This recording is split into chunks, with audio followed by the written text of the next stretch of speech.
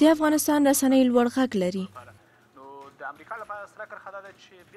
یو موده کېږي چې د سولې خبرو اترو یې پر فعالیتونو سیوری غوړولی.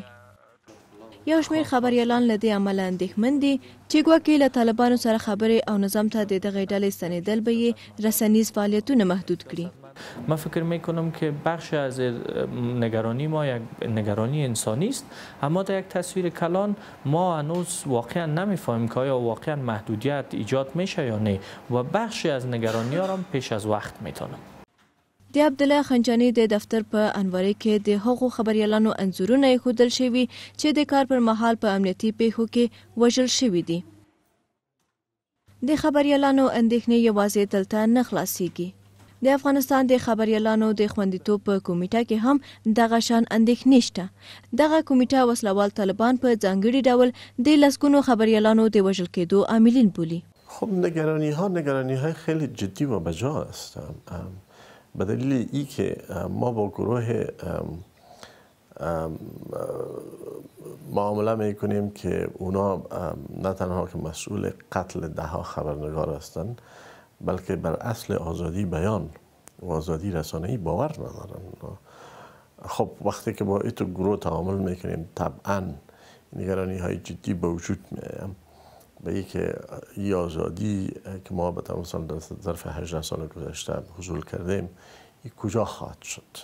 چقدر اگر تضعیف میشه چقدر تضعیف خواهد شد؟ خود یو شمېر رسنیو مسؤلین له طالبانو سره د سولې مذاکرات یو فرصت ګڼي، نه ستونزه. د تولونیوز تلویزیون د نشراتو مسئول لطف الله نجفی زاده له دغې ډلې دی. دید ما به پروسه صلح است که صلح میتونه افغانستان را به یک مسیر بهتر سوق بده و آنچه را که ما امروز ساختیم تا حالا زمینی از این ایجاد میشه که ما این را انکشاف بدیم، کلانتر بسازیم. فرض کنیم یکی از نمونه هایش این میتونه باشه که ما به جاهای در افغانستان برای گزارشدهی و برای کار خبرنگاری میتونیم بریم که امروز به لحاظ امنیتی سخت تر است. بنان صلح ساحه کار ما را بیشتر میسازد. د رسنیو یو شمېر نور کارکوونکي هم باور لري چې رسنۍ کولی شي د سولې په خبرو اترو کې مهم رول ولري.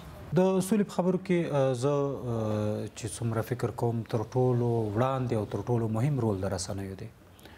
همدغه اوس رسنۍ دي چې خلکو ته هر ورځ د سولې په اړه باندې معلومات ورکوي، د سولې په اړه باندې معلومات له خلکو سره شریکوي.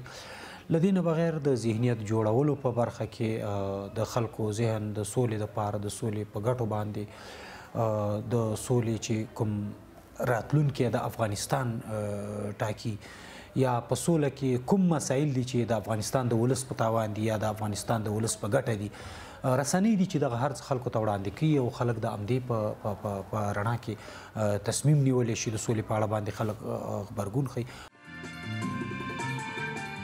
تاسو ازادي راډیو اورئ. اوس په افغانستان کې له 112 زیاتې تلویزیوني شبکې، 290 راډیوګانې او له 1600 زیاتې چاپي رسنۍ فعالیت کوي. د دغو رسنیو له شمېر زیاتې یې په تیرو وختونو کې په مستقیم او یا غیر مستقیم ډول له وسلوالو مخالفینو له لوري ګواښل شوي او ان حملې پرې شوي دي. د بیلګې په توګه د 2014 میلادي کال په جنوري میاشت کې د طلوع خصوصي تلویزیون پر کارکوونکو د یوې انتحاري حملې په ترڅ کې چې طالبانو یې مسؤلیت هم ومانه، 2 کسان پکې ووژل شول. دا چې د سولې په مذاکراتو کې د طالبانو دریځ د رسنیو په اړه څه دی تر دې دمه روښانه شوې نه ده. د پوښتنه هم مطرح کیږي چې آیا دغه ډله به یوه اونۍ وروسته د دوحې په ناسته کې په دې اړه دریځ ولري او که نه.